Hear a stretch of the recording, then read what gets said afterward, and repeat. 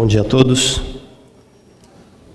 Primeiramente, agradeço a Deus pela vida de todas as famílias e das crianças que estão presentes aqui hoje, representando todas as famílias educadoras do Brasil. É por causa dessas crianças e jovens que estamos aqui, que fazemos a defesa constante da liberdade educacional, direito natural, direito humano, firmado nos pactos internacionais de direitos humanos pelo Brasil como signatário, junto também aos outros países. É necessário fazer um claro agradecimento ao requerimento da deputada Cristo Nieto e do deputado Jaziel, que abriram essa sessão solene em defesa do homeschooling. Também a deputada Carolina de Tone e todos aqueles outros parlamentares que defendem e apoiam as famílias educadoras pelo Brasil. Fazemos um claro e necessário agradecimento também ao presidente da República, que de forma inédita trouxe como iniciativa do Poder Executivo uma proposta de legislação sobre a educação domiciliar para essa casa, especialmente através da execução coordenada pelo Ministério dos Direitos Humanos, da Família e das Mulheres, também pelo Ministério da Educação, a pessoa aqui do Ministério o Ministério das Mulheres, Família e Direitos Humanos, a pessoa aqui do Pedro de Holanda presente. Bem, nós poderíamos discorrer, como já foi bem falado aqui hoje, sobre o cenário internacional da educação domiciliar, onde temos mais de 65 países que já regulamentaram a educação domiciliar. Nós poderemos falar sobre o mito da socialização, como já foi colocado, e as verdades sobre o engajamento social e cívico dos educados em casa. Poderíamos falar sobre o mito do abandono intelectual, mas a verdade sobre os resultados acadêmicos e pesquisas que comprovam isso. Poderíamos falar sobre os resultados profissionais daqueles que foram educados em casa. Poderíamos falar sobre o índice de liberdade educacional, a posição vexatória em que o Brasil ocupa. Poderíamos falar sobre a falsa declaração de que a educação domiciliar é uma oposição às escolas, como também já foi dito aqui hoje. Poderíamos falar, inclusive, sobre a grande perseguição que o Estado, o Leviatã, impõe sobre muitas famílias educadoras pelo Brasil. Mas precisamos declarar e deixar claro que a educação domiciliar hoje no Brasil é um fato irrefutável, irreprimível, crescente e permanente em nossa realidade. Por quê? Porque ela vem da sua origem da própria família. É liberdade e interesse dos pais educarem seus próprios filhos. A educação domiciliar existe porque as famílias existem, porque os pais existem e querem e continuarão educando seus filhos. Por isso, a educação domiciliar ela é um direito natural. Não estamos tratando aqui de um direito futuro ou de uma expectativa de direito a ser regulamentada. Estamos tratando, sim, de um direito existente, real, presente e inquestionável. Estamos tratando, portanto, da necessidade da regulamentação.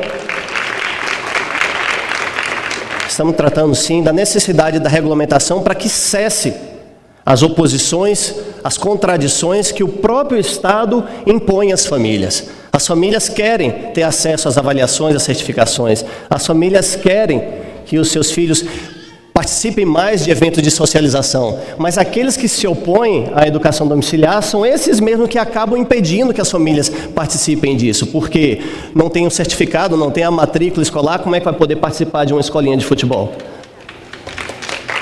Ou tantas outras atividades. Bem, mas as crianças e jovens, elas não podem esperar.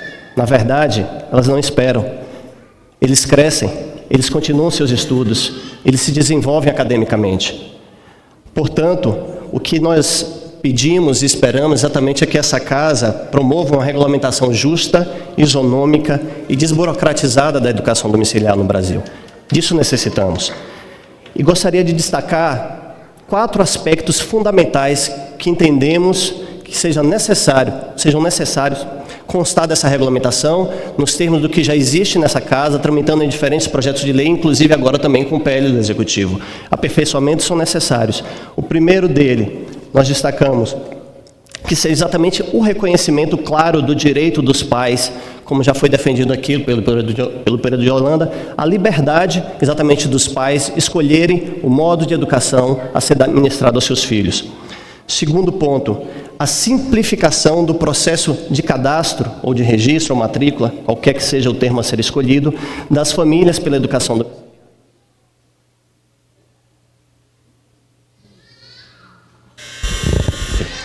A simplificação desse cadastro de opção pela educação domiciliar, que ele possa ser feito individualmente pelas famílias ou também através de associações, instituições de ensino, pública ou privada, que apoiem a educação domiciliar.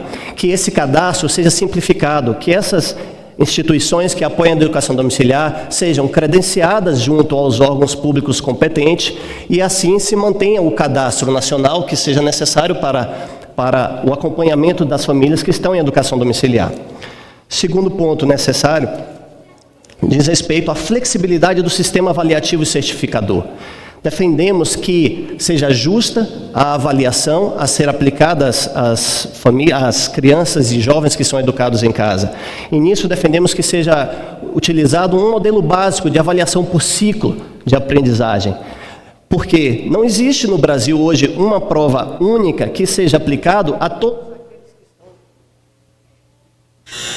que estão... Vou concluir, deputado. Não existe hoje no Brasil uma prova única, uma avaliação única que seja aplicada a todos aqueles que estão em escola. Então, que seja dado o mesmo tratamento às famílias. As escolas têm flexibilidade nos modelos avaliativos. Por que não se dá a justa igualdade e flexibilidade também às famílias? Por isso, o modelo básico de avaliação por ciclos. E, da mesma forma que o cadastro, também a alternativa de que as famílias busquem avaliações e certificações junto a instituições que apoiem a educação domiciliar. E assim mantenham esses registros avaliativos também.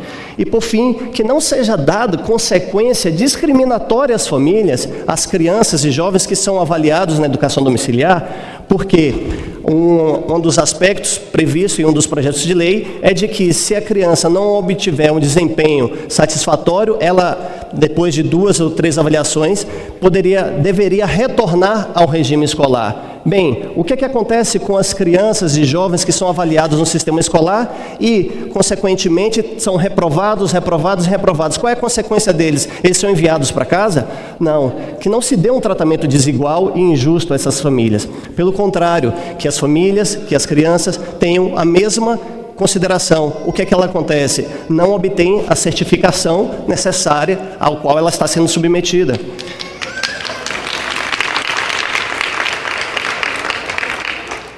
Por fim, mais uma vez agradecemos à mesa, à deputada Cristo Nieto, e conclamamos a todos a se manterem unidos nessa luta permanente pela liberdade educacional, em favor da família, em favor de cada uma das crianças e jovens que aqui defendemos. Obrigado a todos.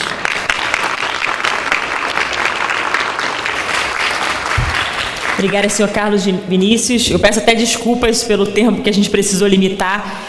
A minha intenção era deixar a gente ficar aqui